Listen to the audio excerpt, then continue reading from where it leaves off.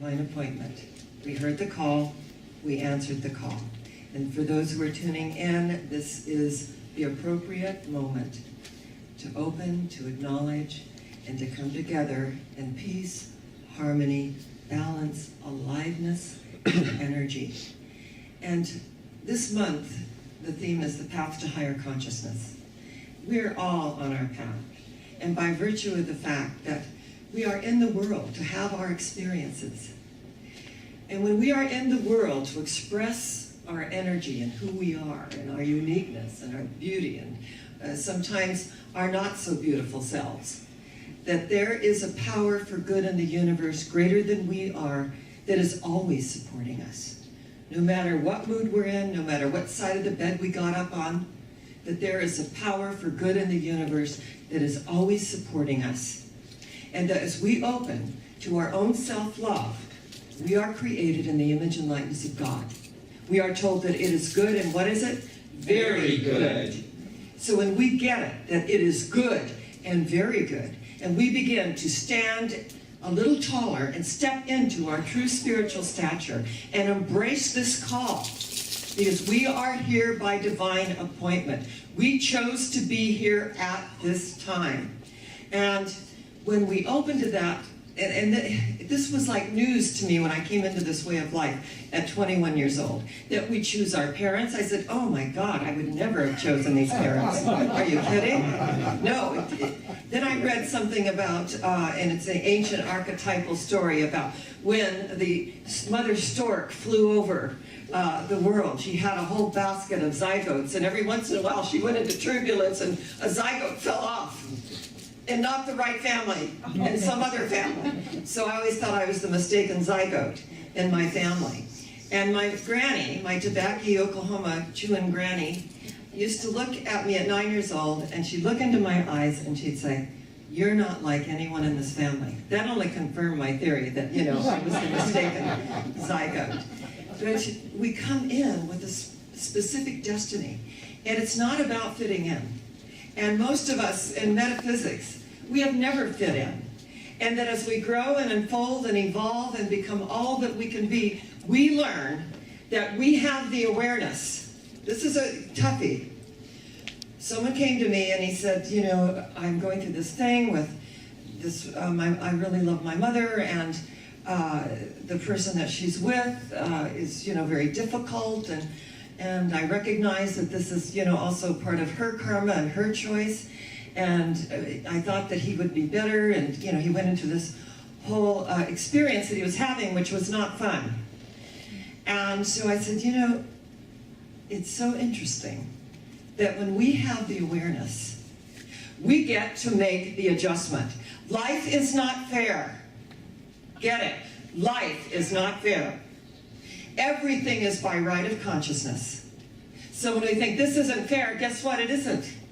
Everything is by right of consciousness. When we step into that consciousness of unconditional love and draw the larger circle and include these things, they return to their native nothingness from whence they came, because we are not giving them the life and the energy. We're taking the energy charge out of it.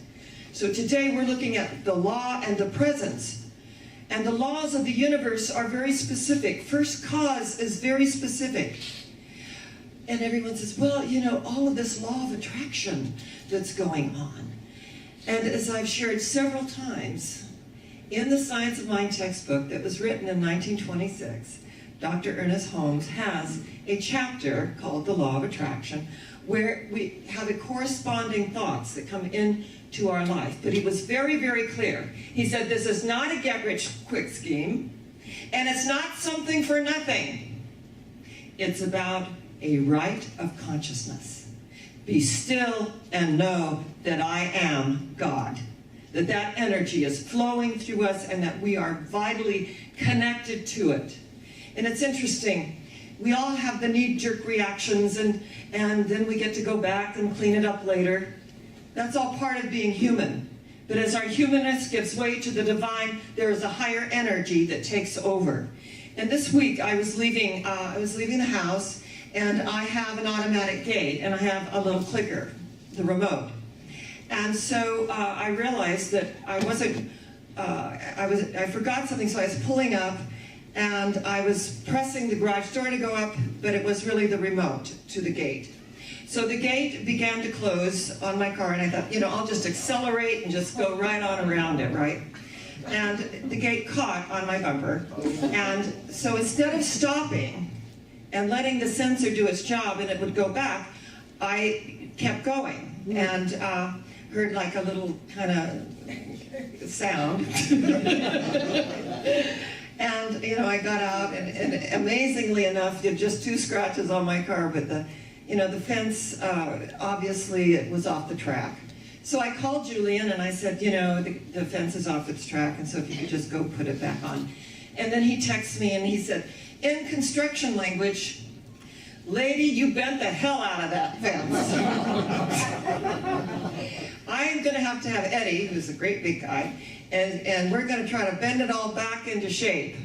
And I said, this is such an object lesson, because had I not done anything and just sat there, it would have hit it and gone back. So there are times that we just, shoot from the hip, we clean it up later. It's all part of the process, and thank goodness we have people there to support us in that process. Even though, we bend a few fences, right? Energetically, it's about being in the world and having these experiences. Be still and know that there is a power in the universe greater than you are, and you are using it every single moment, very creatively at times. And I love in this little book that I was given, and it's called 1001 Instant Karma. And it's a very cute book. And one of them is that in the face of conflict, open to creativity. In the face of conflict, open to creativity. Because when we're looking at the law and the presence, we know the law is a mechanical force. It just does what it does. We can accelerate thinking we're going to get around it, but it catches us at times and bends the hell out of the fence, or whatever it is that our experience is. So when we open to conflict and realize that there are so many contrasts, and we can look at the contrasts in our lives, and we can acknowledge that when we're in the world full out, 100%, there are going to be experiences. Are we going to learn and grow and evolve? Or are we going to resist? And that which we resist, we know the old adage, persists. So as we surrender and let go and let God do what God does best, energetically, we create a space to allow the law of karma to work. And all that means is the law of cause and effect. Karma is cause and effect. So love points the way. The energy, the warmth, the embrace of life, love points the way, and law makes the way possible, because it is a mechanical force. That which goes within also comes without. As above, so below. As within, so without. All at the center. And I love the ancient indigenous people, because they have a power circle. They said, I have a power circle. And as they stand in that power circle, they said, when conflict and the winds arise, we stand firm in our power circle. We do not look to the left or the right. We do not bleed energy. We stand firm in our power circle. So this is the presence, that when we are feeling that energy of presence, we know that we are thoroughly in the world. We have all of our experiences that show up in our lives. And I absolutely love when I'm out there and I hear speakers and they disclose their life journeys and how they got from A to Z and all the things in between. That is such a gift to all of us, because we think, wow, they went through that. Somebody put on Facebook that at 57, Louise Hay was bouncing checks. Somebody else, well, Wayne Dyer discovered, he was an alcoholic at this certain age, and somebody else discovered that at another age. And at the bottom of it said, there's still hope for us. There's hope for us. In other words, everyone has their journey. And I can remember when Louise was telling me about publishing the Cause and Mind book. And she said she maxed out her credit card. She was, self-publishing. And when her teacher said, how many did you have published? She said, 5,000, and he laughed hysterically. I know her teacher. He laughed hysterically. He said, well, let's hope you sell 500 at least. And she had 5,000, and that thing sold out. She sent to all of us ministers as a gift, and then republished and republished. And I can remember at her beautiful Solana Beach house overlooking the ocean, and it was such a beautiful house. She said, Sharron, this book, You Can Heal Your Life, bought this house. So when we heal our lives, abundance comes also. We can be spiritual and abundant. What a concept. You can be spiritual and abundant. You can be in the world, not of it, but realize that it's the Father's good pleasure to give you the kingdom. And what Jesus meant by that was open yourself. Open yourself to the kingdom and allow that energy to flow through. It's the Father's good pleasure to give you the kingdom. Are we accepting that kingdom? And when we are falling good, and when we are falling short, guess what? We go within to that secret place. We feel that power and that presence. Sometimes we just have to let it all go so that we can feel that power, that presence, that energy. That we have eyes that see and we have ears that hear. And the words of my mouth and the meditations of my heart are accepted and received. To really know that, to send that out with conviction and the realization that yes, there is a power for good in the universe. I'm using it every single day of my life. How I use it is my choice. We cannot look outside, and you know there are a lot of things that happen to us in our lives. But the day comes when we begin to cease weeping and begin to acknowledge that it happened for our unfoldment and our growth. And that takes some doing. That there is an unfoldment in life. That there is an energy that supports us unconditionally. Even when we're not aware of it at any given moment. It is always there for us. So as we come together this morning to acknowledge that the power, the peace, the presence is right where we are. We look outside, we think we're going to fill the hole in the soul, but it's always been within us. That you can low here, Jesus said, and you can low there, but the kingdom of God is within you. And when we really realize that kingdom is within us, everything just absolutely melts away. Do we have residue that comes up? Yes. Do we have challenges that come up? Yes. And when these things come up, then we have the opportunity to confront them in a whole different way. To embrace tiger, as it were. There's an ancient Zen story about the emperor was taking a group out for archery. And they were all practicing.